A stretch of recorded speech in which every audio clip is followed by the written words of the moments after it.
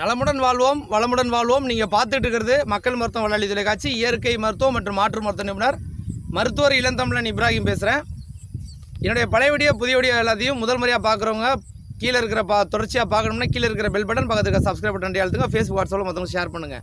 இப்போ நம்ம பார்க்குற விஷயம் என்னென்னு பார்த்தீங்கன்னாக்க, தாய்ப்பால் நிறுத்தணும், அதுக்கு என்ன பண்ணால் என்ன சாப்பிட்டாக்க தாய்ப்பால் நின்றுன்னு. தாய்ப்பாலை குடும்பத்தினரை நிறுத்துறதுக்கு யோசிக்காதீங்க. எவ்வளோ குழந்தைங்களுக்கு கொடுக்க முடியுமோ கொடுங்க. காரணம் என்னென்னா, குறைஞ்சபட்சம் 6 மாதம் கொடுத்தா போதும் தான் விளம்பரங்கள் வரும். ஆனால் அது போய் 1 வருஷம் 2 வருஷம் 3 வருஷம் கூட முடிஞ்சால் கொடுங்க. எவ்வளோ நீங்கள் தாய்ப்பால் கொடுக்குறீங்களோ உங்களுக்கும் மார்புக்கும் ரொம்ப நல்லது. 2வது குழந்தைகளுக்கும் அது எதிர்ப்பு சக்தியை உங்கள் தலைமுறை உள்ள எதிர்ப்பு சக்திகளை கூட்டும். இது பற்றி நிறைய ஏற்கனவே சொல்லியிருக்கேன். இருந்தாலும் சில பேருக்கு தொடர்ச்சியாக வந்துக்கிட்டே இருக்குன்றாங்க.